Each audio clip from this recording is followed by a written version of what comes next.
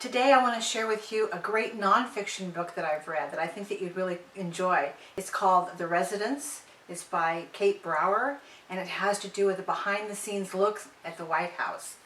I really enjoyed this book for a lot of reasons. We hear a lot about what goes on in the White House, but we really don't ever hear about what goes on behind the scenes of the White House unless it's something really dramatic, bad or good. What I got out of reading this book was a real good understanding of people who've worked there for 20 and 30 years through all different kinds of administrations. I can't imagine working for an employer when one day that person is very conservative and the next day that person's really liberal. So I really admire people who can work there for 20 and 30 years, and a lot of the people in this book have done just that.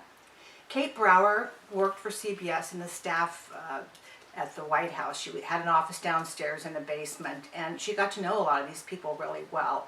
So she has a lot of anecdotal information that was really good, and she did a great job of checking her facts as well. Some of the stories were fascinating, and things that I hadn't heard, especially about the Kennedys when they were in office, and Jacqueline Kennedy when John passed. One story was when Queen Elizabeth and her husband, Prince Philip, were here celebrating the bicentennial of the American Revolution. There was a big party going on for them in the White House.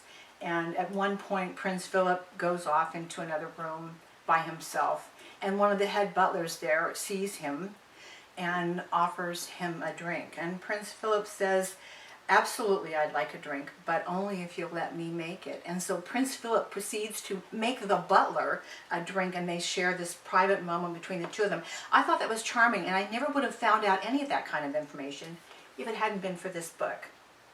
So I want to read one thing right at the end about what she says regarding the residence workers. This is the author speaking. "I was so happy to discover that what you really see is what you get. Most of them are not cynical or competitive like so many people in and around Washington politics. Their desire to contribute small but integral roles in the functioning of America's democracy is genuine. They may not influence policy, but their jobs are arguably as important as those of many political appointees.